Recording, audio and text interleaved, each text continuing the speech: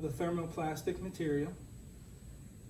You're going to dip it in the hydroculator, which is filled with about 160-degree water, until it starts to soften. It's already starting to bend slightly. You don't want to hold it in there too long because then you end up with mush that you can't mold.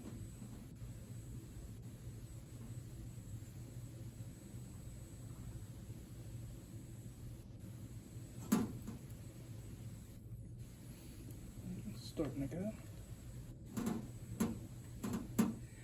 So the thermoplast has softened quite a bit, at least for our first molding application. So what I want to do is take it and form it around her wrist, but leave enough room here on the thumb because I'm going to cut a notch here to where this part wraps around the thumb and this one can kind of wrap around the hand. So I have it positioned here. I want it to run about here with her forearm, and I'm going to try to round it at the end. You don't want to make sharp ends because that could possibly lead to painful stuff later. I'm going to estimate about how far the mark goes down here. And then this is way up on her knuckles. I don't want it to be quite that high. So what I'm going to do is trace below the knuckles here, coming in this direction. I'll probably even round off a little bit here just to get rid of the hard end. And then here, I'm going to start about the curve of her hand and rotate around that. Okay? Now,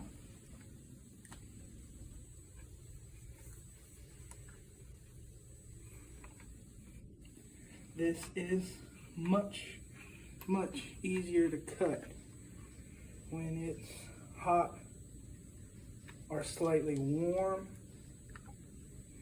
Even though we do cut the initial piece while it's cold, it's definitely not an easy thing to do.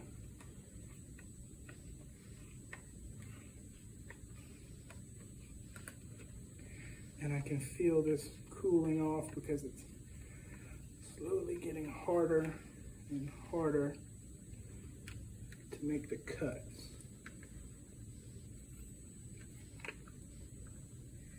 Again, I'm going to take off those sharp edges because I don't want it sticking into the athlete and causing pinching or blisters as we go.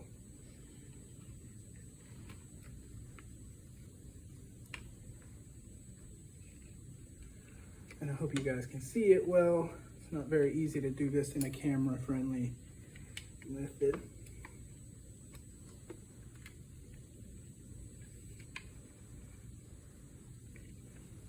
Okay, so let's go back to her hand. I'm going to cut that a little deeper, but you can see now her knuckles are exposed, which won't limit motion of her fingers. And then, like I said, I'm going to make this cut a little bit deeper just to give me the flexibility, and I'll probably take a little bit off right here because this looks like that's going to affect her hand when she grabs.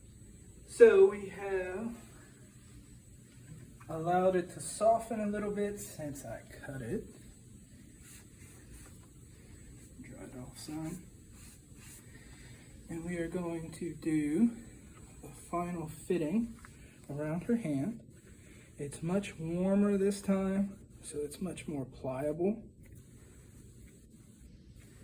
You can see how I'm surrounding her thumb with it just a little bit. What I'm going to do is take this Power Flex. And I'm going to tape this to her hand kind of loosely because I want it to hold that shape as it cools. And like I said, I'm going to manipulate it just a little bit to make sure it's still fitting her hand properly. So whenever, if she was an athlete going to play, what we could do is either Power Flex it in place before games, before practices. Some athletes, especially ones at smaller schools where we can't get to every day, what we've done in the past is take Velcro, like the Velcro strapping, attach it here, here, here, and here, and even coming around the hand.